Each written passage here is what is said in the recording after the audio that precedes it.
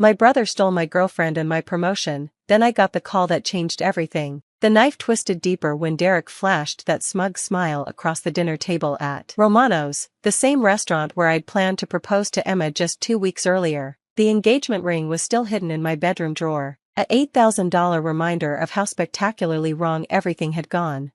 "Better man won," my brother said, cutting into his perfectly cooked steak with the same precision he'd used to slice through my life. His arm was draped possessively around Emma's shoulders, and she, my girlfriend of 3 years, couldn't even look me in the eye. 7 days. That's how long it had taken for my entire world to collapse. 7 days since Derek had walked into the CEO's office and somehow convinced Mr. Harrison to give him the regional manager position that was rightfully mine. 7 days since Emma had shown up at my apartment with tears in her eyes and a speech about following her heart. "Ryan," my mother said, her voice carrying that familiar tone of disappointment that had followed me since childhood, "you should be happy for your brother. He's worked so hard for this promotion." Worked hard. Derek, who had joined the company 18 months ago through pure nepotism, our uncle, sat on the board, while I had been grinding for 5 years, building client relationships, exceeding every quota, and staying late to clean up other people's mistakes. "Of course," I said, forcing a smile that felt like swallowing glass. "Congratulations, Derek. You deserve everything that's coming to you." He raised his wine glass, expensive Bordeaux that he could now afford with his new $140,000 salary, to the better man winning. He toasted, his eyes never leaving mine. The table erupted in forced laughter and congratulations. Emma finally looked at me, and for a split second, I saw something that might have been regret flash across her face, but then Derek's hand moved to her knee, and whatever remorse she'd felt vanished. I excused myself to the bathroom, not because I needed to use it, but because I needed 60 seconds to collect myself before I said something that would destroy what was left of my family relationships. Standing in front of the mirror, I stared at my reflection, still in my work clothes from another 12-hour day, my tie slightly loosened, exhaustion etched around my eyes. 32 years old, and I was watching my younger brother claim everything I'd worked for while being celebrated for it. The golden boy who could do no wrong, taking what belonged to me with a smile and a handshake. I returned to the table, finished my meal in silence, and drove home to my empty apartment. The silence was deafening. No Emma humming in the kitchen while she made her terrible coffee. No text messages about weekend plans. Just me, 4 walls, and the crushing weight of being outmaneuvered by someone who had never earned anything in his life. For the next 2 weeks, I buried myself in work. If Derek thought he could waltz in and take over my territory, he was about to learn what real work looked like. I arrived at the office at 6 a.m. and left after 8 p.m. I double-checked every report, followed up on every lead, and made sure my performance was absolutely flawless. The irony wasn't lost on me that I was now working harder than ever for a company that had just passed me over for promotion, but pride is a strange thing. It makes you want to prove your worth even to people who have already shown they don't value it. Derek, meanwhile, was settling into his new role with the confidence of someone who had never faced real adversity. He'd moved into the corner office, the one I'd been promised for 2 years, and decorated it with expensive art and a putting green. His assistant brought him coffee in actual china cups while the rest of us used the break room machine. Emma had apparently moved in with him already. I knew this because Janet from accounting had mentioned seeing them at IKEA, picking out furniture for their new place. The knife twisted a little deeper. It was a Thursday morning, 2 weeks after the dinner from hell, when everything changed. I was reviewing quarterly reports when my desk phone rang. The caller ID showed an extension I recognized but rarely saw, Mr. Harrison's direct line. "Ryan, could you come to my office, please, and bring the financial reports from the Denver project?" The Denver project. That was Derek's baby, his first major assignment as regional manager, a $2.4 million contract with a manufacturing company that he'd supposedly landed through his innovative approach to client relations. I gathered the files and walked to the executive floor, my mind racing through possibilities. Maybe Mr. Harrison wanted to discuss expanding the Denver model to other regions. Maybe Derek had recommended me for a different position. Maybe this was finally my chance to prove that the promotion decision had been a mistake. Mr. Harrison's secretary, Margaret, looked up as I approached. Her usually warm smile was replaced by a professional mask that immediately put me on edge. "He's waiting for you," she said quietly. "Go right in." I knocked and entered to find Mr. Harrison behind his massive oak desk, but he wasn't alone. Two people in dark suits sat across from him, a woman with sharp eyes and a man taking notes on a tablet. Law enforcement. I'd seen enough crime shows to recognize the type. Ryan, thank you for coming. Please, have a seat. Mr. Harrison's voice was strained, like he'd been having difficult conversations all morning. These are Special Agents Morrison and Torres from the FBI's Financial Crimes Unit. The bottom dropped out of my stomach. FBI, Financial Crimes. My mouth went dry as I sat down, placing the Denver project files on the coffee table between us. Mr. Walsh, Agent Morrison began, her voice crisp and professional. We're investigating irregularities in several recent contracts, including the Denver manufacturing deal. We understand you've been involved in the preliminary financial reviews for these projects. Yes, ma'am, I handled the initial budget assessments and compliance checks for all major contracts. And in your professional opinion, Agent Torres interjected, did you notice anything unusual about the Denver project's financial structure? I thought back to the reports I'd filed 3 weeks ago, before Derek's promotion, before the world went sideways. Actually, yes, there were some discrepancies in the payment schedules and several vendor invoices that didn't match our standard procurement procedures. The agents exchanged glances. Agent Morrison leaned forward. Can you be more specific?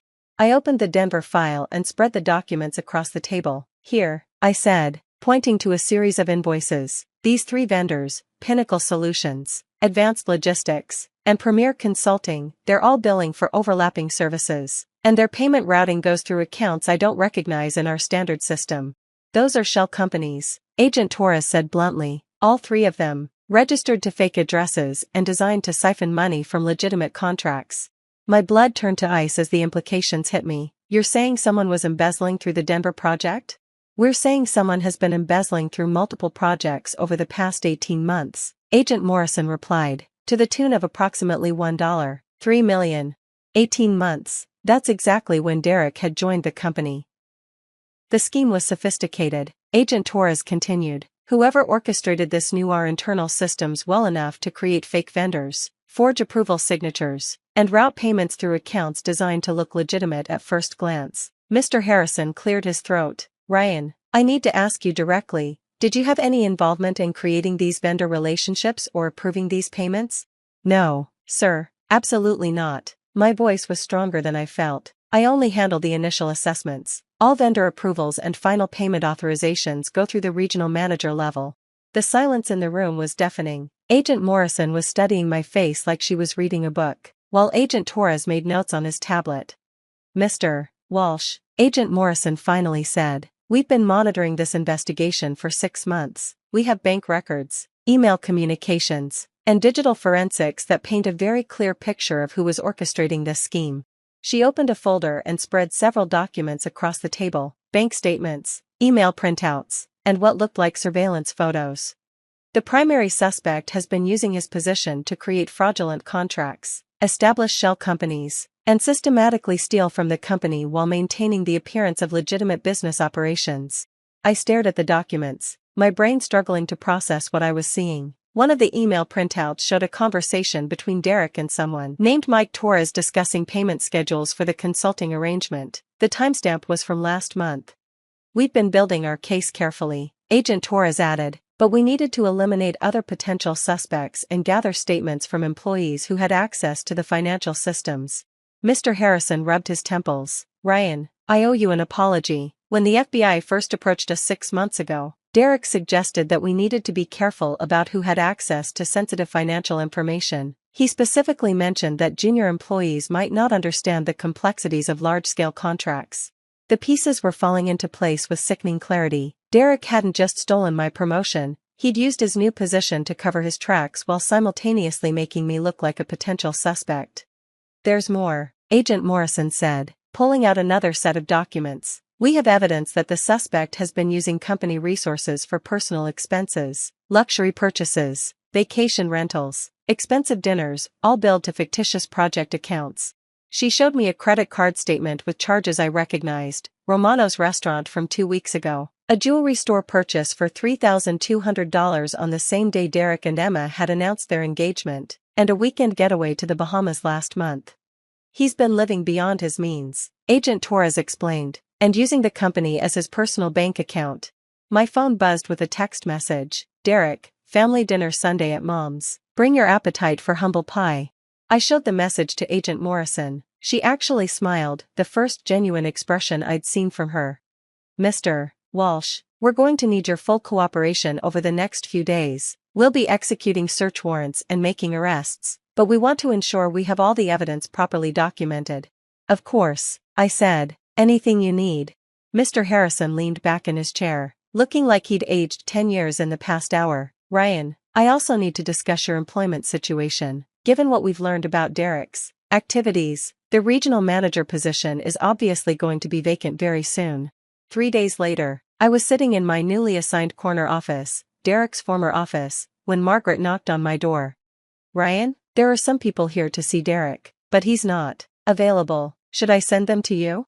Through my window, I could see Derek being escorted across the parking lot in handcuffs, flanked by FBI agents. A small crowd of employees had gathered to watch, their faces a mixture of shock and fascination. Who's asking for him? I said. His girlfriend, Emma something. She looks very upset. I thought about it for exactly 3 seconds. Tell her Derek is in a meeting and can't be disturbed. Suggest she try calling him later. That evening, I was cleaning out Derek's desk when I found something that made me laugh out loud. A business card for a jewelry store with a handwritten note on the back. Thanks for the referral. The ring is perfect for Emma. Mike Torres. The same name from the email printouts. Derek had apparently used his embezzled money to buy Emma an engagement ring through one of his fake business contacts. My phone rang. Emma's name appeared on the screen. I let it go to voicemail. Ryan, I know you probably don't want to talk to me, but something's happened to Derek. He's not answering his phone, and there were police cars at his office building. I'm scared. Can you please call me back? I deleted the message and poured myself a glass of whiskey. The next morning's newspaper featured a front-page story, local executive arrested in multi-million embezzlement scheme. Derek's corporate headshot stared back at me from beneath the headline, his confident smile now looking more like a smirk of arrogance. The article detailed how Derek Walsh, 29, had been arrested on charges of wire fraud, money laundering, and embezzlement. It mentioned that he had used his position as regional manager to orchestrate an elaborate scheme involving fake vendors and fraudulent contracts. The estimated total loss to the company was $1.3 million. At the bottom of the article, there was a small paragraph about the investigation. The scheme was uncovered through the diligent work of company financial analyst Ryan Walsh, whose detailed reporting of irregularities led to the FBI investigation. My mother called at 7:15 a.m. Ryan, I don't understand what's happening. Derek's been arrested, and the news is saying terrible things. This has to be a mistake. Mom, I said gently. It's not a mistake. Derek has been stealing money from the company for over a year. Silence, then, but he was so successful. The promotion, the new salary. The promotion he got by making me look incompetent. The salary he was supplementing with stolen money. The success that was built on fraud. More silence. What about Emma? She called me crying, saying she doesn't understand what's happening. I thought about Emma, probably sitting in the apartment Derek had furnished with embezzled money, wearing an engagement ring bought with stolen funds, wondering how her perfect life had crumbled overnight. That's not my problem anymore, Mom. 2 weeks later, I was working late in my office when security called. Mr. Walsh, there's a woman here asking to see you. Says her name is Emma. I found her in the lobby, looking smaller than I remembered. Her eyes were red from crying, and she was clutching a tissue like a lifeline. Ryan, she said as I approached. Thank you for seeing me. What do you want, Emma? I needed to apologize. And to ask, did you know? When we were at dinner that night, did you know Derek was stealing? No. But I knew he was lying about something. Derek has always been a liar, Emma. The only difference is now he got caught. She nodded, tears starting to flow again. I've been so stupid.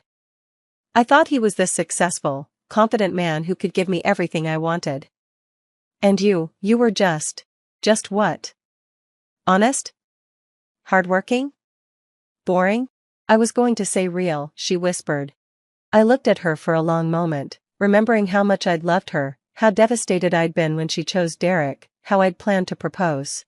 Emma, Derek didn't steal you from me. You chose him. You looked at both of us and decided you wanted the flashy guy with the corner office and the expensive dinners. That's who you are, and that's okay. But don't pretend this is about making a mistake. This is about consequences. I turned to walk away, then stopped. Oh, and Emma? You might want to return that engagement ring. It was bought with stolen money. The FBI will probably want it back as evidence. 6 months later, Derek was sentenced to 5 years in federal prison and ordered to pay $1.3 million in restitution. The judge noted that his betrayal of trust and elaborate deception warranted the maximum sentence under the guidelines. I was promoted to regional director, a position higher than the one Derek had stolen from me. My new salary was $180,000, plus bonuses based on legitimate performance metrics. Emma moved back to her hometown. I heard through mutual friends that she was working at her father's insurance agency and dating a guy who managed a local car dealership. Simple, honest work with honest people. My mother finally apologized, not for choosing Derek over me, but for not seeing who he really was. I always thought he was the successful one, she admitted. I didn't realize that success built on lies isn't success at all. Last month, I received a letter from Derek. Prison mail, forwarded through the company's legal department. Inside was a single sentence: "You were always the better man." I filed it in the trash can next to my desk. Sometimes the better man doesn't win because he's better at playing games or cutting corners or stealing what doesn't belong to him. Sometimes the better man wins because he's better at being patient, at building something real, at letting the truth speak for itself. And sometimes, when your brother steals your girlfriend and your promotion, the universe has a way of showing everyone exactly who the better man really is. If you've ever had someone close to you betray your trust, if you've ever watched the wrong person get rewarded while you did the right thing, this story is for you. Remember that character reveals itself over time, and the truth has a way of surfacing when you least expect it. Share this story if you believe that integrity always wins in the end, even when it takes a little help from the FBI. And subscribe for more stories about justice, karma, and the power of doing the right thing, even when no one is watching.